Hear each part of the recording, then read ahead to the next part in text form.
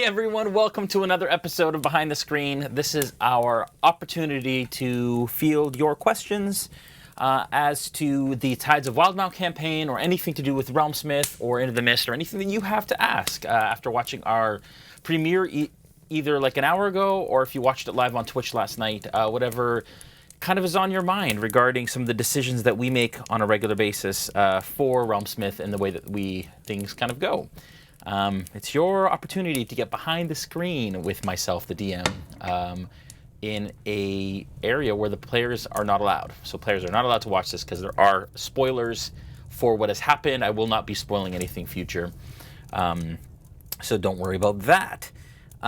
Get all of your questions ready, folks. I know that Hector said that he has like 10 alone. So get your... also, this is...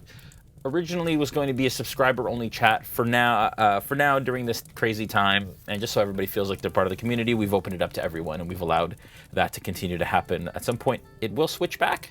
And we also have Sirenscape, keeping us happy and enjoyable in this entertained during this time. If you like what you're seeing, definitely subscribe.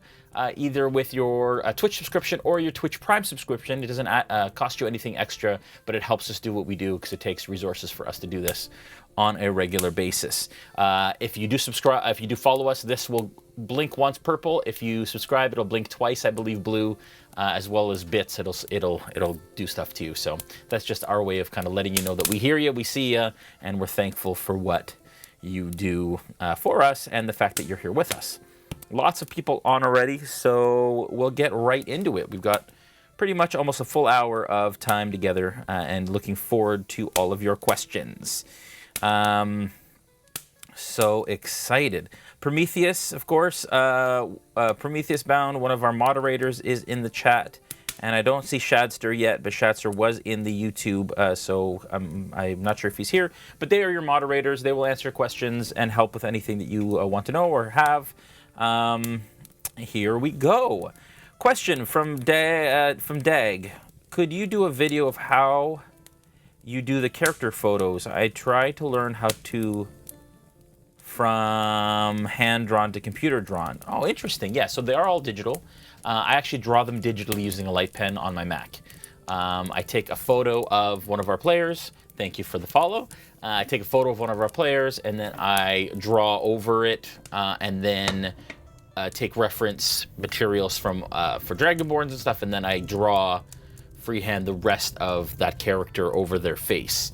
You can see some of them look really like their character, some don't, and so that's how I do it. But maybe I'll do a video at some point of me doing one. Sure. Good question, Dag. Coward Duck says, how are those digital adventure boxes coming on? There's a lot happening right now with our boxes. We're working on fulfilling our Kickstarter that we haven't been able to because of the craziness with China and shipping, as well as making sure that our current boxes get out in the current craziness. So when that kind of starts to calm down, we'll definitely consider and look at doing digital boxes. That is definitely in the back of our minds. So we'll definitely let you know. In last night's episode, was just 3 Earrings annoyed with Plunkrock's repeating of lines, or was you annoyed with Joel too? I noticed Joel stopped after 3 Earrings, asked if it was going to continue. That was totally 3 Earrings. That wasn't me. I don't get annoyed by characters who are role-playing their characters. Joel does an incredible job. And let me just say in general, it is incredibly difficult to play a Kenku. And so Joel is trying to find ways to be able to still role-play and play the game while still doing it, and I think he's doing a fabulous job trying to navigate being a Kenku. So I just want to give a big shout out to him as he kind of figures his way through there. Hi, Shad. Welcome. All right. Patron says, what was the whole conversation between Jarrett and Borth? Okay, so for those of you that don't know, Jarrett is a character from the Season 1 of Critical Role in Teldore. He was the captain of the guard in Whitestone, and he loved spice from Marquette called Fusaka. And when they were in Marquette, when they went to Marquette in the adventure, Scanlan thought it was illegal drugs, and he didn't realize it was actually spice, and he spent 400 gold on something that should have cost like 20 gold. And so this is that version of Jarrett in our world, NPCing, kind of semi-retired, who came to get more spice to take back to Taldori, and have some vacation, and then obviously got caught up in everything that happened. So that's what Jarrett. So Jarrett was asking Borth about the spice because they had spice from Marquette, Fusaka from Marquette, and that's what Jarrett came for. Have you thought about doing a one-time box and not doing a subscription base? Eastwood, I have thought about it. You can subscribe and then cancel at any time, or put your boxes on hold if you don't want to. The thing that we like is the fact that it builds on a campaign, so each box kind of builds something. We did one-off boxes before. It didn't really work. We wanted something that kind of, we were able to kind of build our own Taldori, or our own Wildemount. And so for us, it just made sense to make it a regular kind of ongoing. Who knows what the future holds, though. Sorry if I missed it on Sunday, Kyburn says, but I was wondering if you had any suggestions for paint colors to have my Tabaxi swashbuckler look like a Russian blue cat, which has bluish gray fur. Thanks. Yes, so I had asked on Sunday what color a Russian blue cat was, because I'm assuming it wasn't blue, but it was. There is a color, and it escapes me. In the Vallejo line, it's a gray color, but it has a little bit of blue in it. I would use that as a base, and then I would use a lighter blue. So I would use like a blue-gray for a base color, wash it with black wash, and then I would dry brush it with mixing in a light blue color into the blue-gray, like a light blue-gray color. So a very desaturated gray, blue, sorry. That's closer to the gray spectrum, and then dry brush with that. That's what I would do. Can you get Mel to color her hair blue? She has before. I think maybe a couple years ago she did blue hair. Maybe 3 years ago she did blue hair once. It looked really good, so maybe. Yes, Sakura says J Money, and the reason why he had a J Money necklace is because on Critical Role, Scanlan called him J Money, and I thought it was hilarious, as did Julian and Josh, who were part of my writing team. And we thought, you know what, how funny would it be if Scanlan gave him this necklace? And Jarrett wears it because he cares for Scanlan and he appreciates it, but he's a little embarrassed because it's a little too much for him. So yeah, that's why. So he has a J Money necklace. Question, why did the island sink? Patron, that would be a spoiler for the future, so I can't tell you that. But it has to do with the Sahuagin in some way, shape, or form, which will be revealed in the next couple episodes. Pete420 says, I don't really have the time now to write a short 1 day to 5 hour game for new players. Just order the Essential D&D kit. Would you say this or the starter set Minds of Fendelver is the better choice for that? Great question. I don't know what's in the starter kit. I haven't seen it. I know Minds of Fendelver. I've never run it, but I've heard it's amazing. Anything D&D puts out that way is awesome. I would say either one of those is great, but I have heard Minds is very good. Patron, how many crew and passengers are on the ship? I will tell you. I will bring it up for you. Where is it here?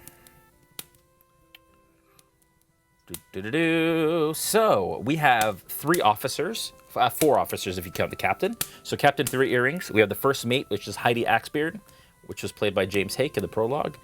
Quartermaster Kajori, which is played by B. Dave Walters.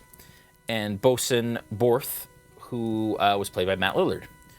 So those are the 4 officers. Then they have crew. They have Diarkle, which is the female half-orc. I've been calling him Diarkle, but I think Diarkle's better. Dilyu, who is played by Matt Mercer, is the Sea Elf. Then there are 4 different crew members that are just regular kind of sailors. And they would use, like, they say commoner stats, but I would use bandit stats maybe. Actually, probably closer to commoners. We have Blue Dog, Old Saltbeard, who we met. Blue Dog is the Tiefling. Lawrence, Junior, and then Lefty, who we talked to a lot last session. So that's 4, 5, 6, 7, 8, 9, 10. So 10 crew in general. Plus Snow, 11. Plus Plunk Rock, 12. So 12 crew. They had Verlay, the halfling, who isn't on the ship now. You don't necessarily know what happened to him. So it was around 12. 10 to 12. And then, but now we have the refugees, which are Delroy, Jarrett, Gregory, Farmer Bill, and Zilna, who is the guest on the ship, and then the players. So that's 1, 2, 3, 4, 5.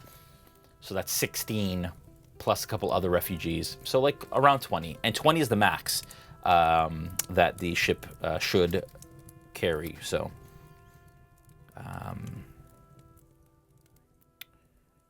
All these wonderful questions, guys. Wow.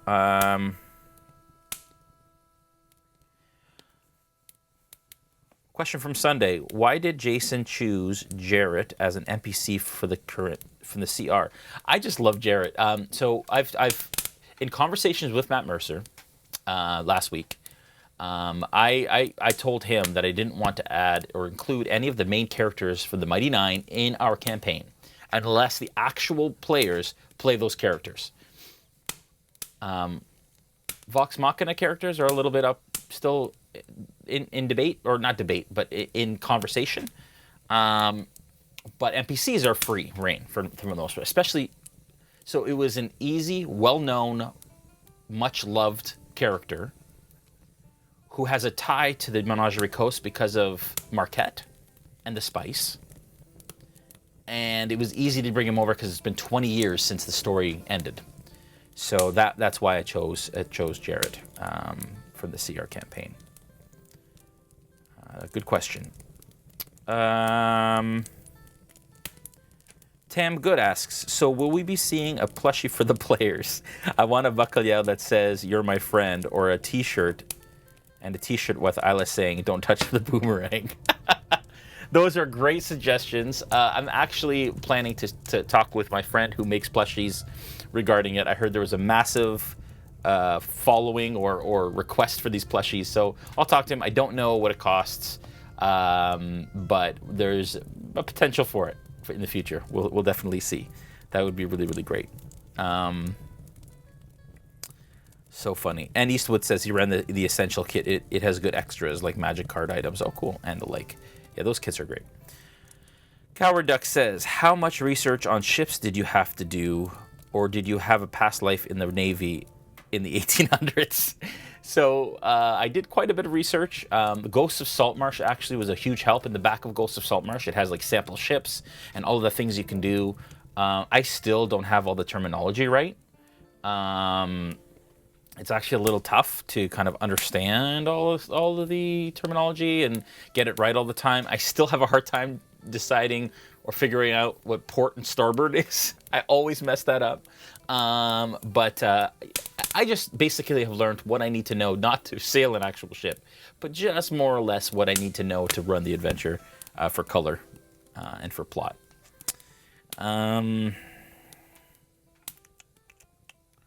Question from Dudamus.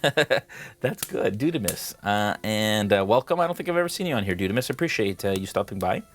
Are you going purely off the campaign book, or are you homebrewing some of it for this campaign? So the campaign book is actually a source book, so it's not actually a campaign like Curse of Strahd. It does, for those of you that don't know, it doesn't have it has 4, I think, starter adventures. I'm using one of those, and we're in the middle of that. After all the Palma Flora stuff gets resolved, it's like basically homebrew using the source book, which is I will be writing the adventure moving forward, and so that is going to be completely using the world and all of the stuff in the book, but creating my own adventure for the players, which is fun because I haven't done that in a long time. I always run it off books. For this, though, I have also infused a little bit of homebrew stuff. Jarrett is infused. Some of the some characters are infused. Some of the crew, things like that. That we have there. So yeah, it's fun though. I'm having a blast, and I love adding a bit. And you always have to add stuff for character backgrounds. I find the best way to, and this is DM tip 101. One of the best ways to invest your players in what they're doing is to tie it to their backstory. Find out what makes them tick, and then find things within the plot that you can do as kind of to draw them forward and through the adventure. And right now it's Snow. Snow is that tether. Snow is tethered to what is happening on the ship because of his sister, because he's part of the crew. That was my way to tether them all because now they all like snow to the adventure. So, haha, crafty DM. But yes, that is a little tip for you folks out there who are new DMs. From Dag, a question. If you have time, could you finish the play list on Facebook or preferably YouTube so it is easier to find the episodes? I have been trying to watch The Order of Dragon's Bane and having trouble finding. I know. I'm so sorry, Dag.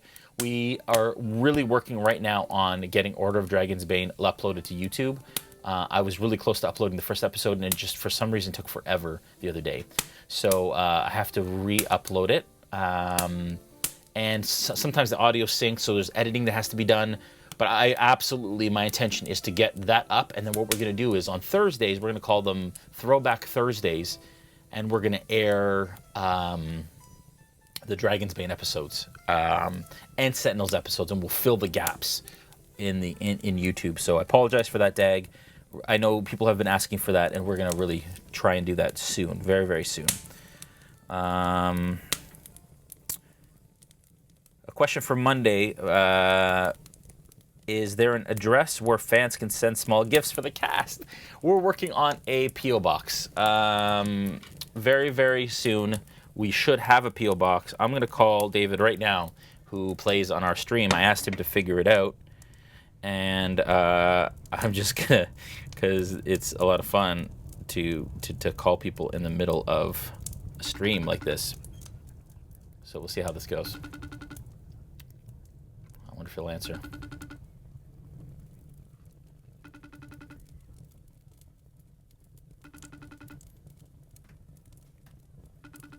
Not answering. Doesn't he know that we're streaming right now and there are people who have questions they need answered? Nope. David doesn't care. So yeah, David isn't. I've tasked him with finding out what it takes to get a PO box. We'll get that soon. Thank you, Prometheus Bound, for carrying over a question. That's great. I love that that happens. Continue bringing those questions over when when there's a lack of questions in the chat. That's awesome. Shadster also has a question from Sunday. The Rolling Meeple from the Rolling Meeple. I forgot. Do we know what is painting this coming weekend? I don't know what I'm painting this coming weekend. That's a great question. I haven't decided. I know I'm deciding kind of last minute lately just because brand new campaign, so there's a lot of work to be done there. But I will, that's a good question. I have to look at what I have.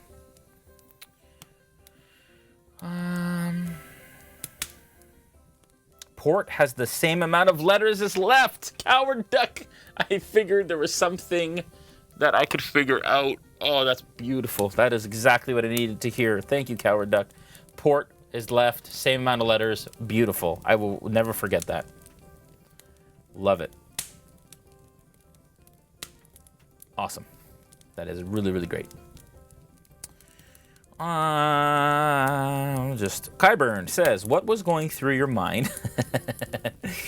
I love these questions. When Isla decided to throw the boomerang at Bolt. For a minute, I thought the party was going to be permanently split or the boomerang was going overboard. All of those things could have happened. I love playing with Mel because she has fun in the moment like this, right? Like, at any moment, something could happen, and it's a blast to behold and to be a part of. And she's playing an Air Genasi, and very, very clearly, in the Air Genasi character description, it says that they are prone to mood swings. So the fact that she does stuff off the cuff is exactly part of what an Air Genasi is and what they do. They change with the wind, basically. So I just loved it. I think she was just trying to teach him a lesson, get off my back. And she rolled a natural 20, which he thought was great, but ended up not being so great for the situation. And yeah, I rolled to find out what direction that boomerang went, and it could have gone overboard. So, but it didn't. It went right instead. But yeah, I was thinking this is awesome. I love it. I love PvP. I love player interaction. Good, bad, ugly, all of it. So I'm just super happy. When will the Around the Table be on Thursday? 8 p.m. 8 p.m. Eastern Time. Joel is hosting the Players Table which we've already updated our Twitch schedule for. It should be up on that, and there should be a countdown for that. So check that out.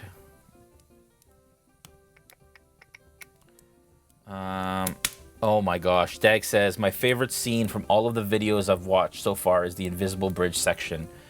Oh, guys, if I can't remember what episode that was, maybe Dag, if you can reference it, but that was what a cluster, you know what that was. There was an invisible bridge in Order of Dragon's Bane, and we almost all died. But yeah, you guys should check that out. It was unbelievable. That whole scene was nuts. Just nuts. How are you, Jason, enjoying the Wildemount campaign? Good question. It's different for me. So Curse of Strahd was easy because I'm into gothic horror, and it's very much like regular D&D. And so it was really easy for me to kind of dig into that medieval, gothic kind of thing. Wildemount is a bit different, although I feel like I caught my stride last session. I'll be completely honest. This is me being totally honest as a DM. First half I thought dragged a little bit. Wasn't as exciting. Thank you for the subscription, I think. First half was a little slow, I guess, and there's a lot of character interaction. I know a lot of people loved it. But for me as a DM, I felt like it was dragging a little bit. But then the second half took off like a rocket. And really was awesome. Was really, really great. And thank you for that one as well. Wow. And another one. Jeez, what is this? I'm just gonna. Timsu gifted like 1, 2, 3, 4, 5 tiers, 5 subscriptions. Jeez, thank you so much. Thank you. What a huge thank you. And 5.5 Geek also subscribed. Appreciate that. Man, you guys are awesome. That means so much to us. So much. So yeah, so I think I caught my stride. It's different because it's all seafaring. It's ships, and even though it's kind of medieval fantasy still, it's very different. Jungle, kind of like Caribbean, like it's very separate from what I've done before. Even though Storm King's Thunder was a lot of seafaring, it was cold, and it was still the north, and they spent... So yeah, I had a bit of a hard time kind of getting into that world and understanding that world, but I think now we've caught our stride, and I'm very, very excited about it. I love the guide. I love the world. I love the lore. Matt and his team have done an incredible job together with D&D to make it happen. So I'm very excited about the future, and we have some really cool things in store. Can't wait.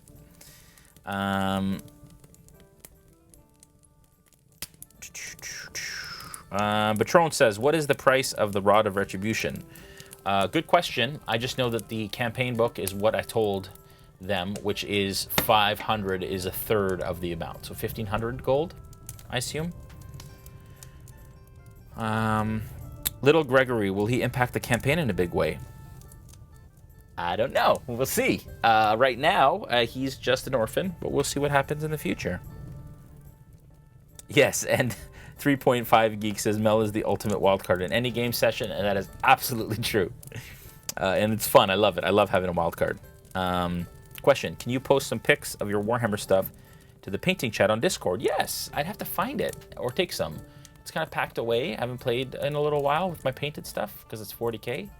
But yeah, I will. Next time I get it out, I'll take some shots and I'll post them. Explain the captain's plans for the rod if they don't obtain it. If they don't obtain it, I'm not sure what you mean there. She wants to sell it. She's being honest with the party that she wants to get it. She wants to sell it. She's a pirate. That is her intention, 100%. What will Port de Mali be like?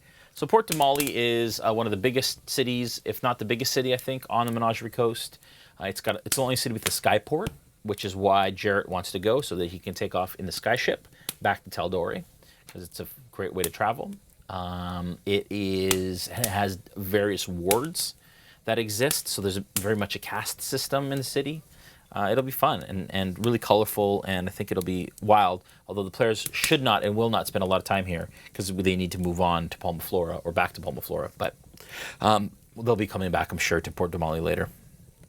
But they won't have a lot of time to kind of run around, and the captain will make that clear. Oh yes, the Remora scenes in Sentinels of the Storm 17 and 18. Shadster says, so good. Man, that brings back some memories.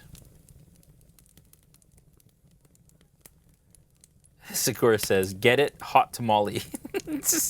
I blame the meds for the dad joke. Oh, I hope you're feeling okay, Sakura. TMSU, thank you so much. I'm gonna call you TMSU because Tmisu? Yeah, very cool. Stonefly Kai got one, and Sakura got one. Wow, this is great. Good day from down under. Good day. Nice to have you. Can't say good day without bidet. Bidet. Can't say good day without saying it with an Australian accent. But yes, hello. How are you? How can us viewers give you ideas for the campaign? This is a great way to do it. If you guys have Discord, actually, is probably the best way. So in Discord chat, there is some Wildemount sections. We do have a Discord server. If Prometheus or Shadster can link it, that would be a great way to get us some ideas if you have ideas for the campaign.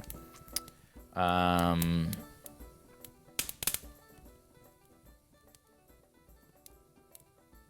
me see.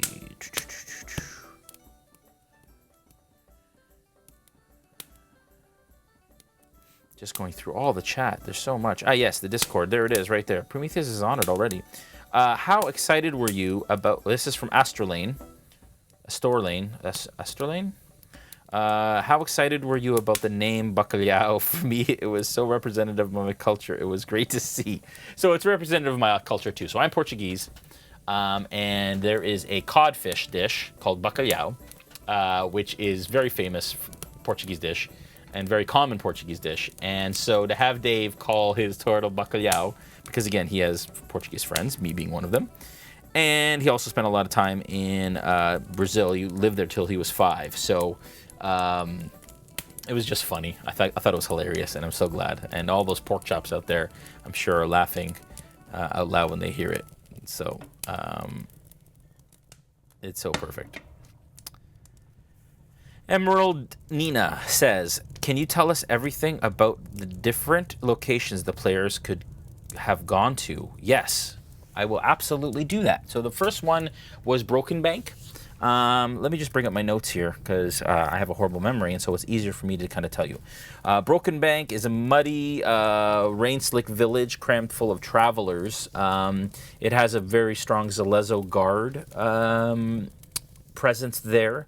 It has a really busy port, and it is, I believe it's like 100 and, I think it's 200 miles from where they are. The other one was Besaft Isle, and Besaft is a warm and balmy, smaller island. Broken Bank is smaller. Besaft is the one 200, I think, and it's a series of islands. Broken Bank is a rounder island south, and that's 150 miles. But Besaft is a warm and balmy kind of place, and it has the Besaft Post. It's only a small village of no more than about 800 people, and it's a tropical escape for Concord citizens, and a surprisingly busy place for business and ships because of the trade lines. So that is Besaft, and then of course Port de Mali, which you'll find more about next session. And who knows, they might go to these other places as well. But you can find out more about those in the Explorer's Guide to Wildemount.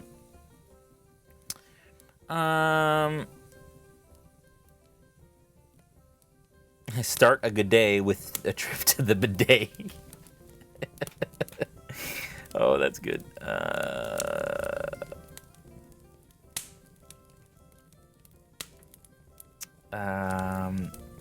Sidafar, it says, do you think you'll be able to persuade Matthew Lillard to dip back in for a session or two? Yeah, absolutely. I mean, Beetle and Grimm is an official sponsor, paid product sponsor, so yeah, I imagine that Matt will be back.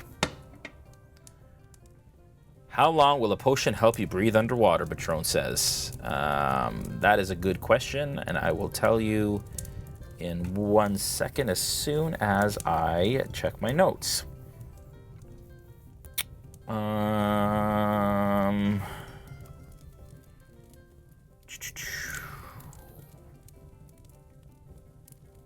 think it's an hour.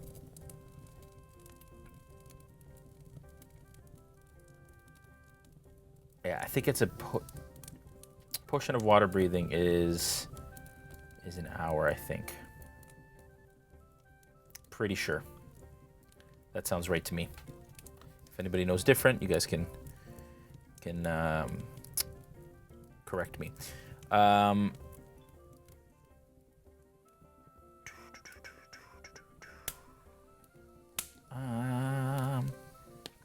Just scrolling through. Question from Time Lady 42. Welcome, Time Lady. I'm not sure if I've seen you here before. Welcome if you're new. For the Into the Mist, did you predetermine your Taroka reading or let it happen naturally? I'm prepping it for my friends and I'm trying to decide which way to go. So the Taroka reading, I did let it happen naturally. I did draw the cards that existed there, and very, very excited about that, about the way that it turned out. But you can do them both ways. Like, there's no reason why you can't pull them and then you set certain cards and pull them based on where your character is. The most important thing isn't necessarily the randomness of it. It's the it isn't necessarily the randomness. It is the experience that exists for your players. So whatever will give you the best experience, go with that always, in my opinion, because they don't care about random. Like, players are just playing thank you for the follow. So I would say that. Question: Any of the games you have done ended in TPK, and if yes, what did you do? No, Dag, they haven't, but we've come close. I've never had a TPK. Kyburn says, could you try to share the Sirenscape tracks you used like you did last night more often? That was fantastic. Yes, I will. Maybe that's a good way for me to do it in every before I start, if I remember. But yeah, so right now we're using High Seas a lot for this, obviously. For Into the Mist, we used a lot of... What was it called? Oh man, I forget now. It's a Forest Woods one. I forgot off the top of my head, but Witchwood is what I used. But there is rumors, and by rumors I mean we're in discussions of releasing Sirenscape sound sets for sale that we created for Into the Mist. So if you'd like to see that, please give me a big thumbs up or a yes in the chat if that's something you'd be interested in, because we're just finalizing kind of discussions there.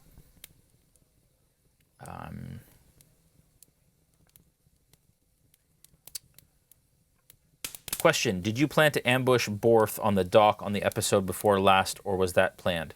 So the book says that crew members get ambushed on the dock and block the way to the ship. I chose for it to be Borth because Matt was playing, and that's what happened there. Cramdraud says, you've never had a TPK, what are you, new? I am actually fairly new, thank you. Frankly, for me, I've come really close, actually. And there was one episode, I mean, we've come pretty close in Into the Mist, frankly. But for me, again, like, I'm not the old school DM. My purpose isn't to kill my players, or it's not me versus them. My purpose is to create the best story possible that they can enjoy at the table. That brings me joy. That's my DM motivation, as it were. So, you know, I don't care. Actually, I kind of like that I haven't had a TPK necessarily. But if it goes that way, it goes that way. If that's the way the dice go, if that's the way the players play it, and they cause it, it'll happen. But that's not my goal, if that makes sense. Tam Good says, have you had any players that have had to use a backup character? We did a campaign where there was no resurrection and thought for sure we'd need a new character. Yeah. I haven't... There's been talk about backup characters for Into the Mist. That hasn't happened yet. You know, Curse of Strahd is definitely one of those campaigns. Here I go again. one of those campaigns that may definitely require some backup characters, perhaps. But yeah, I like not necessarily having backup characters. I don't like it because I want people invested in their characters. And if they have a backup character, there's always kind of an option. But for me, it's like when they have their main character and they could die, they play the game as if that character is not expendable. And survival is important and all of this kind of stuff. And it makes it feel real. And then when that character perishes, if they die, then it feels like it's heart-wrenching. It's like, it comes through on stream, it comes through in the character. So I think that's important. The helmets you were talking, can't type tonight, sorry everyone, Sakura says. The helmets you were talking about, just let me know, Sakura, what you're trying to ask. I don't know, I'm assuming it's about the helmets. The helmets are in the Explorer's Guide to Wildemount. They are called breathing bubbles, I believe. Dag says, absolutely love your philosophy of how you do your job. Thank you, Dag, appreciate that. Patron says, do you think Mel will try to take the rod for herself? She sounded like she might, and that's going to be interesting when that happens. So we'll absolutely find out if that's the case. I don't even know what she's going to do with the revelry. That'll be interesting to see too.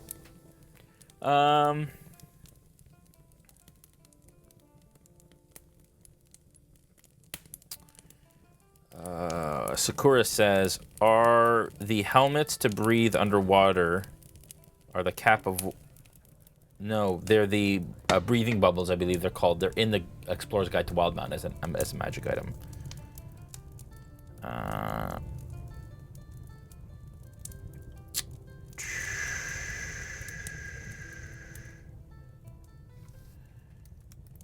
Let me see.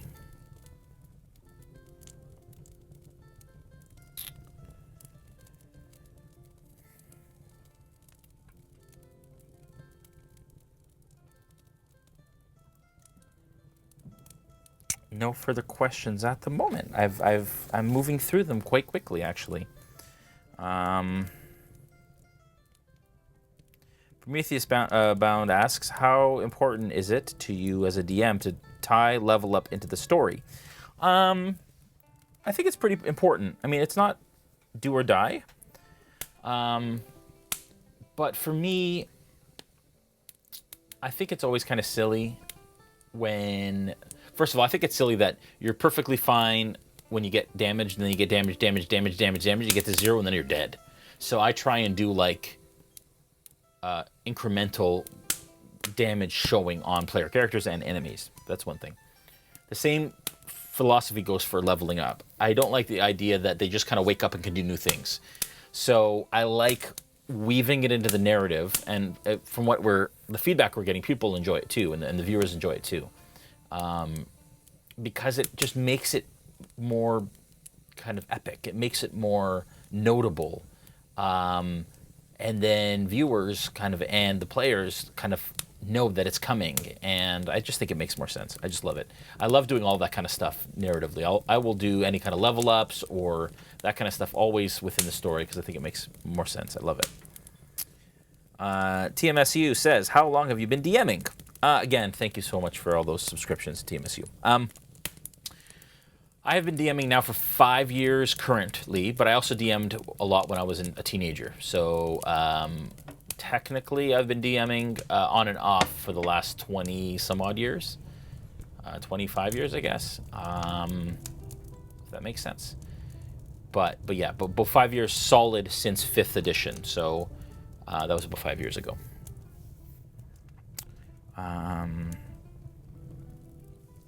Does Bolt's infusion on the Bangarang... Oh, the Bangarang. That is a way better name for it. I actually created a homebrew magic item called the Boomerang of Returning, +1, but I'm going to call it the Bangarang. That's way better. That's hilarious. I may actually change it. I think I'm going to change it right now. How about that? Right here, happening as we speak. And you guys can see the overlays. By the way, if you're watching our stream, you can mouse over the video window on your, if you're watching from a computer, laptop, or PC, and you can access all the character sheets, and you will see in a couple seconds here me update the magical item that Bolt created for Isla, and I'm gonna call it the Bangarang. That's good. I'm gonna call it the Bangarang of Returning. There it is. Edit.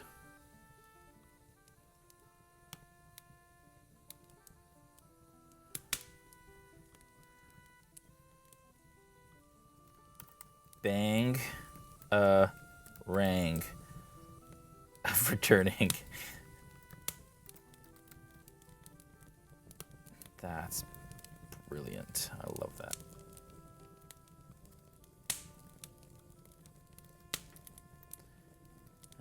And Bangarang of returning. There it is. And I am adding it. I'm saving it. Boom, saved. So now, if I go back to Isla,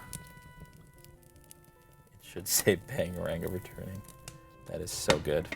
I love these little things. There it is, Bangarang of returning. That's great. All right, that's all. It's the little things in life. It's so good. Thank you for reminding me of that name. That's funny.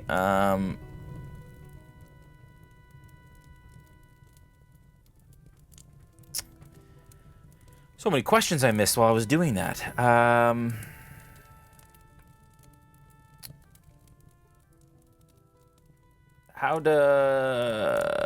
So the question was, I don't know if you asked the question, does Bolt's infusion of the Bangarang potentially cause a bit of power surge for Mel so early on? No, not necessarily. It's fine.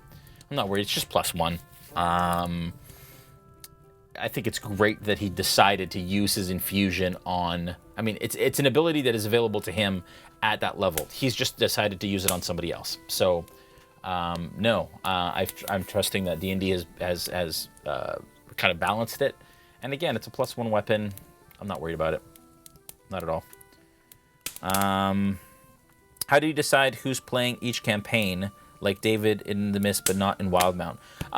Jester, that's from the Jester's Court. Really, I just wanted to mix it up a little bit. I don't want to have the same players at every table, and I think it's fun to have kind of people coming back. And the other reason is because David Morin became available again, and he's one of the founders of RealmSmith and hasn't played since Dragon's Bane and wanted to play again. So it was kind of an opportunity to kind of change things up again, and Dave will be back playing Roan in Into the Mist when we come back, which is going to be awesome.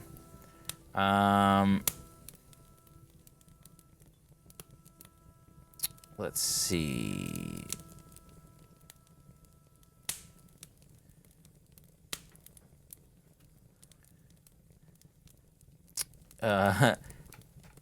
Antipodian? The Antipodian? I rewatched your Gary Con stream the other day. So captivating. Loved every minute of it. Thank you very much. That means a lot. Statement from Astralane. Jason, you should be really proud of what you are doing for your players and us. Is there anything that you are feeling more confident about after having the mats on and knowing that you have Mercer's support as a DM? Whoo, that's a loaded question. Loaded meaning like epic question. I'll answer the first part first. Is there anything that you are feeling more confident, super confident? Just the fact that I have Lillard's Blessing as a D&D kind of icon and wonderful guy is huge. And then Mercer, I can't put into words what it means to have the guy who inspired me to do this in the first place. For me to be playing in his world, first of all, is incredible. To be DMing a game with him in it, his first game he ever played in his own setting, is honestly just like mind-blowing for me. It's given me a lot of confidence, sure, but I just feel more blessed and honored to be a part of this, and to have kind of ongoing conversations with him about what to do and like how to collaborate is it's insanity. It's insanity. It's insane. I'm not even sure I could put it into words yet about what that means to me. And it's not because of celebrity, and it's not because of any of that, because honestly, when I play with them, I didn't feel like intimidated by them or like starstruck or anything like that. It wasn't about that at all. I wasn't even fanboying necessarily because I've met them before, I've hung out with them before. They're more like friends than they are. But it was just the honor and the blessing to be able to call guys like that my peers is like, it's huge. Anyways, I hope that answered it kind of, but not really. But thank you for that question. Yeah, folks, make sure that you write question before your question because I won't see it. I'm just scrolling really quick and I'm looking at the ones that say question and that's it. Any plans for another charity one-shot? I did see that question, VDA. If I haven't answered your question, I've probably passed it. Write it again with question in front and we'll ask it. Charity one-shot. Which charity are you speaking of, VDA? Specifically, and I love charity one-shots. I mean, we love doing one-shots, and probably in the future we'll do more. This is from the D&D chat on Sunday. Shatster, make sure you write question before these because I would have missed that one as well. He's Bolt, just trying to invent the Bolterang. That's even better. Not even better. I love Bangarang. It's called the Bangarang, but the Bolterang is pretty funny. But I love Bangarang.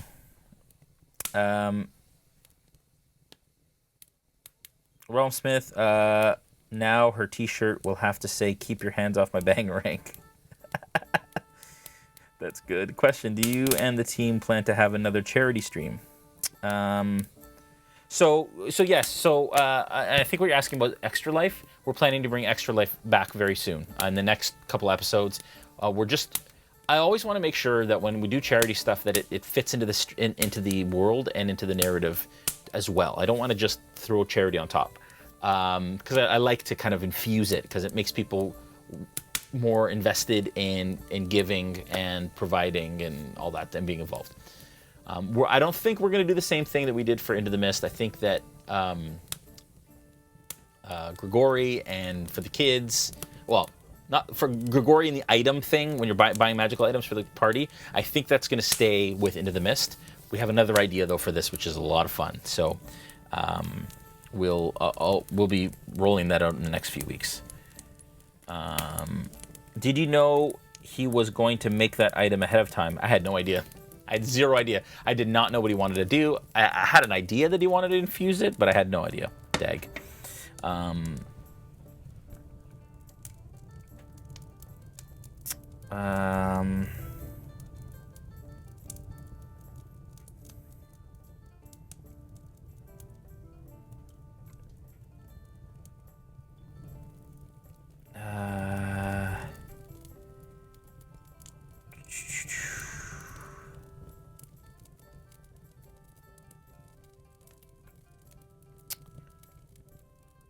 Just going through here.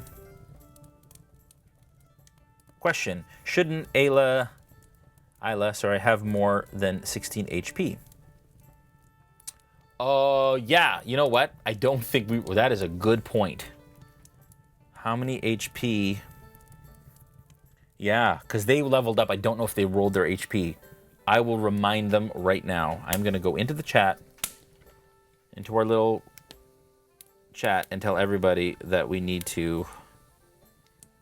Guys, don't forget to roll your HP for second level. I'm going to call you guys Realmers. The Realmers just reminded us. LOL. Thank you for reminding me. All right.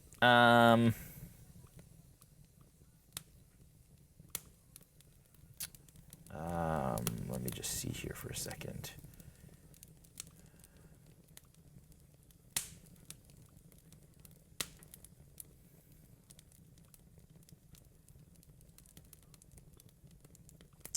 Okay. Make sure that I didn't miss any.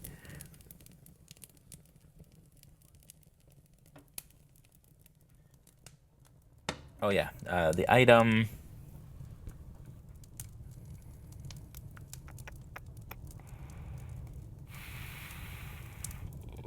Question: shouldn't Isla have more than 16 HP? Yeah.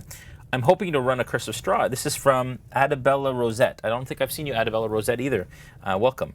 I'm hoping to run Curse of Straw for my group next. What advice do you have for a relatively new DM? I think that you're incredibly brave for running Curse of Strahd as a new DM. I think it's an incredible challenge, and if you think you're up to it, I think it's awesome. I love Curse of Strahd. The most difficult thing for Curse of Strahd is it's so open. It's like a sandbox adventure. It's not on rails. There's no like determined path necessarily. That's the most difficult part of Curse of Strahd to play. You know, all of the other a lot of the other adventures are very kind of like linear. This is not linear. It's like you get to Valakian, and it just opens up possibilities. What I will say is make sure that, and I've said this a couple times, but this is another, hang on one sec. And what I will say is, players can only follow the leads that you give them. So that's the way I'm managing Curse of Strahd, is I'm giving them, instead of giving them all the options, I'm giving them like a handful of options that they can choose from, still feel like they're in control, still feel like they're deciding where to go. But that would be my biggest part of, or morsel of advice for you. Jason, the strength of the RealmSmith community is a testament unto itself. Maintain course and speed. Thank you, 3.5 Geek. So my buddy Eric is just Skyping me right now, and I'm just going to answer. And hey, buddy, how's it going, guys? Hey, how you doing, buddy? Good. I'm streaming on the internet right now on Twitch for all of the, and everybody can hear you. So say hi. Hey, guys. I will absolutely join you for our painting session after I'm done here. Sounds good, brother. Okay, bye. That's funny. Yeah, I love it. All right. Question from Kyburn. Hope I didn't miss this when I stepped away from the computer for a minute. Could you try to share the Sirenscape tracks you use like you did last night more often? That was fantastic. Yes. So I did. I addressed that, and I said that I will absolutely do that more often, and we're probably releasing some Into the Mist sound sets for sale through Sirenscape potentially soon. So keep an eye out for that. And thank you for the follow. Oh, Farty McButterpants, you're back, and I love it. I'm running my first campaign this weekend. Any recommendations for a new DM? Breathe. What I just said about the fact that your players can't follow any leads that you don't give them. So just manage it, and don't be afraid to manage it at the pace that you can. Your players will just have fun, and if things go crazy and fall apart, that's okay too. Just do your best. Breathe. Know that you're playing a game with friends, and just trust each other is what I would say.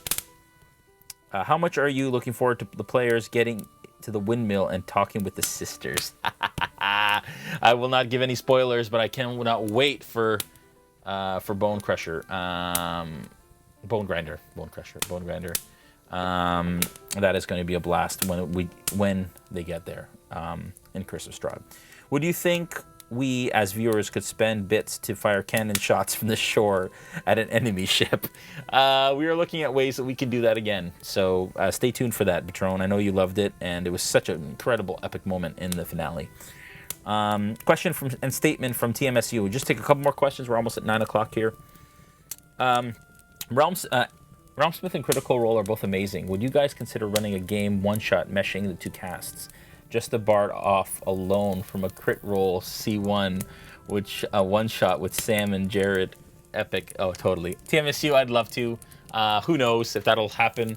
We're open, of course, to the idea. We'd love the idea, but I know they have their own thing going on there. They have an incredible stream, and I wouldn't want to throw any sort of monkey wrench into that whatsoever. So if the opportunity were to arise, we'd absolutely love to go down that road, and maybe in the future we'll see that.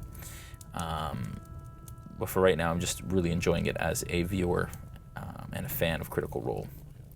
Question, not necessarily for 5e yet, but what would be your number one tip for a brand new DM? Only have a single session under my belt. Yeah, just again, rules are important, but just the combat rules. Use common sense a lot is really important. If you don't know the rule, don't worry about having to pore over it. You can come back to it later and then fix it. Just use your common sense on it. That's what I do a lot. My rules knowledge is not great when it comes to 5e. I've been called out on it before in stream. I know enough to get me by, but I don't focus on it. I think the narrative and the story and the experience is more important than rules as written necessarily, although I do play in the confines of the rules that I know. You'll never know all the rules in 5e, so just bite-sized morsels I think is important. And I think that's it. Thank you guys so much for being a part of this always. Again, if you've enjoyed what you've seen, I think we might have record viewership tonight on Behind the Screen. Thank you so much. If you like what you've seen, if you follow, this will go purple. Appreciate that. If you subscribe, either with Twitch, consider subscribing, or being a Twitch Prime subscriber. Again, that doesn't cost you anything because it comes with your Amazon Prime, but it helps us to do what we do. We love what we do. We love having you guys here. It is so much fun, and we have so much love for our viewers, and I can't tell you how important it is in this time to be together and do this and talk and just share our love of D&D together. You guys have a wonderful night. Be safe.